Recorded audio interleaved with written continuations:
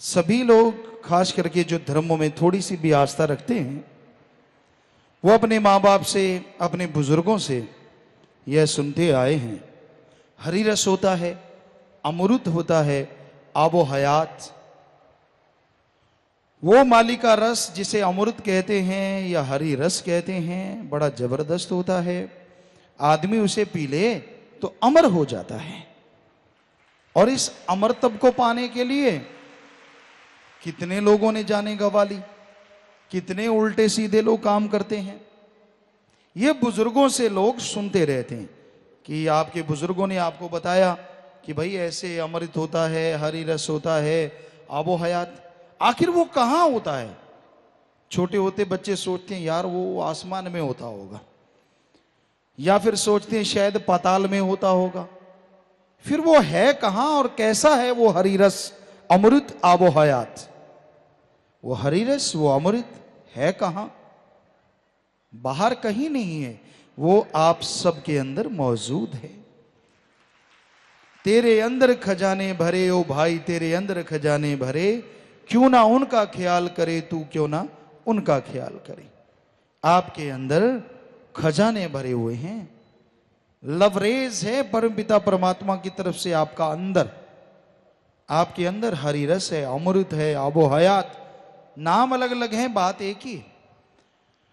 तो तेरे अंदर वो खजाने हैं, उनको हासिल करेगा तो परमानंद को हासिल करेगा। अब जीव सोचता है हरी रस अमृत अंदर है, हमें पता क्यों नहीं चलता?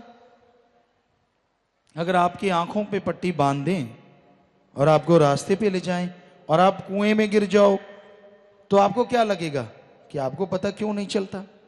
क्योंकि आपकी आंखों पे पट्टी बंध गई, इसलिए आप कुएं में धड़ाम से पड़ गए। उसी तरह काम वासना, क्रोध, लोभ, मोह, अहंकार, मन, माया, 7 ऐसी जबरदस्त पट्टियां हैं जो आपकी आंखों पे बंध गई हैं और जिनकी वजह से आपको आपके अंदर हरी रस ही नहीं, जो हरी रस का दाता वो वाहिगुरु राम ओंकार, वो भी आपके अंदर बैठा आपको नजर नहीं आ रहा। ये गिलाफ, ये पट्टियां आपने अपने कर्मों की वजह से डाल रखी हैं। जब ये पट्टियां उतरेंगी तो वो मालिक, वो परमात्मा हंसता हुआ आपके अंदर से प्रकट होगा और आप उसे देख पाएंगे, उसके दर्श दीदार कर पाएंगे। इन पट्टियों को उतारने के लिए, इन गिलाफों को उतारने के लिए तरीका जो है वो प्रभु के नाम का सुमरन करना है, मालिक की भक्ति इबादत करना है। जैसे जैसे आप सुमरन करते जाएंगे वैसे वैसे ये गिलाफ उतरते जाएंगे। और सुमरन करने के लिए आपको कोई काम धंधा नहीं छोड़ना पड़ता। कर्म करते रहो, कर्म जोगी तो हर आदमी को होना ही चाहिए। लेकिन कर्म करते करते राम का नाम जपते रहो, कर्मों में भी तरक्की होगी और भयानक कर्म भी कट जाएंगे और मालिक की दया में रहमत से भी माला माल होते जाएंगे। तो सुमरन के द्वारा गिलाफ हटते हैं और जैसे जैसे बुराई के गिलाफ हटते जाते हैं आदमी की निगाह, आदमी के विचार पवित्र हो जाते हैं और वो परम पिता परमात्मा को देखता है, उसकी दया में रहमत को पहचानता है और अंदर बाहर खुशियां का कोई पारोबार नहीं रहता। अंदर बाहर खुशियों से माला माल हो जाता है। आज दुनिया का हर इंसान दौड़ रहा है। कभी आपने शायद देखा हो, ना देखा हो, हमने देखा, बरसात आने वाली हो, गर्मी बढ़ जाती है, एकदम हवा बंद होती है, धरती में भी गर्मी, हीट टेम्परेचर बढ़ता है। तो कई बार जो चींटियां होती हैं वो अपने सफेद सफेद शायद अंडे होते होंगे, वो लेके दौड़ती हैं, पूरी स्पीड से जा रही होती हैं। उनका पूरा दल एक तरफ को जा रहा होता है और एक होता है कि चींटियों के पर निकल आते हैं। राजस्थान में आम होता था। तो वो एक खड्डे में से इतनी स्पीड से निकलती हैं यूं यूं यूं करके कि कई बार बच्चे उस पर कागज रख देते या कोई चीज तो वो ऊपर ही उड़ जाता, बहुत ऊंचा चला जाता, क्योंकि वो तेजी से यूं निकलती हैं जैसे किसी ने नीचे से हवा का प्रेशर बना रखा हो, बड़ी स्पीड से निकलती हैं। जिन्होंने देखा है वो जानते हैं इन चीजों को जो हम आपको बता रहे हैं। तो आज आदमी को देख लो आप, इंसान को देख लो, खास करके महानगरों में, वो भी चींटियों की तरह दौड़ रहे हैं, भाग रहे हैं। सबको क्या चाहिए? धन दौलत। असलियत में शरीर की तंदुरुस्ती, शरीर का ऐशोराम, परिवार का ऐशोराम, सारी खुशियां, लज्जत, आनंद, स्वाद, ये चाहिए। और इसके लिए चींटियों की तरह दौड़ रहे हैं। जैसे एक जाट जमींदार था, वो दिल्ली में चला गया। किसी ने कहा भाई जाया, वो दिल्ली गया, दिल्ली में एंटर किया, देखा बड़ी गाड़ियां आ रही हैं, सुबह सुबह का समय था, दफ्तर में लोग आ रहे हैं जा रहे हैं, कोई इधर से रोड ब्लॉक है, इधर से रोड ब्लॉक है। तो उसने देखा यार बड़ी गड़बड़ हुई पड़ी है, हॉर्न बज रहे हैं। और वो कहता भाई जल्दी से उतरा और वापस वाली गाड़ी पे चढ़ गया। कहता मैं तो वापस जा रहा हूं। गांव वाले पूछने लगे हाँ भाई तू यार बड़ा जल्दी लौट आया, दिल्ली देखने गया था?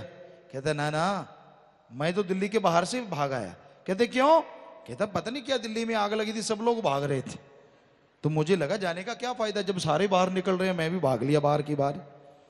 तो वाकई महानगरों में जाके देखोगे हाल ऐसे ही होता है। जब पीक आवर्स होते हैं, जब यातायात बहुत ज्यादा होता है, तो सबका मकसद तो यही होता है ना, कोई कंपनी में जा रहा है, मेनली तो माया रानी माया रानी, बस बोलते नहीं, वरना तो राग अजीबोगरीब माया माया माया माया करते जाएं तो देखो क्या हाल हो। बोलते नहीं, अंदर सबके यही होता है, इसकी जेब काटूं, इसका कान काटूं, उसकी जेब काटूं, ये करूं वो करूं, ठगी मारूं, बेईमानी करूं, फला करूं, धिंकड़ करूं, पता नहीं क्या क्या कसमें खाते हैं भगवान की, अल्लाह की, राम, जिसकी मर्जी कसम खिलवा लो, दे ठगी, दे बेईमानी, दे परेशानी, बस सारा दिन खुद भी टेंशन में, ठगियां भी मारते हैं, पैसा भी कमाते हैं, पर टेंशन की टेंशन ज्यों की त्यों बनी रहती है। तो इससे बचने का उपाय क्या है? कैसे बचा जाए इन परेशानियों से? कैसे आदमी खुश रहे? बेपरवाह जी ने फरमाया है कि भाई जो आपके पास है उसकी खुशियां लो, दुनिया की तरफ से बेखबर रहे, अपने काम में ध्यान रखे और मस्त रहे, किसी की परवाह ना करे। दूसरे शब्दों में आपको कहें तो जो आपके पास है उसका फायदा लो, प्रभु की सृष्टि को फायदा पहुंचाओ। जो आपके पास नहीं है उसके लिए कड़ा परिश्रम करो, पर टेंशन ना करो, यकीन मानो खुशियां आपके कदम जरूर चूमेंगी।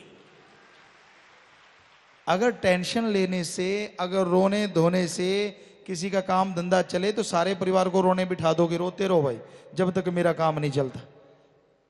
या फिर ऐसा करने से अगर खुशियां मिलती हो, सारों को कह दो नहीं टेंशन लो, सिर मारते रहो दीवार के अंदर कि हाय मर गए, हाय लुट गए, हाय परेशान है, देखते हैं क्या पता जल्दी हो जाए। नहीं, कुछ भी नहीं होने वाला। हिम्मत करे अगर इंसान तो सहायता करे भगवान। आप मेहनत कीजिए, प्रभु आपकी मदद जरूर करेंगे। सो मेहनत करना इंसान का फर्ज है। प्रभु का नाम जपे, उस पर भी मेहनत करे, दीन दुनिया के कर्म है उनमें भी मेहनत करे, बस बुरा कर्म ना करे, तो मालिक की दया में रहमत होती है, अंदर भी खुशियां और चेहरे भी नूरो नूर हो जाता है।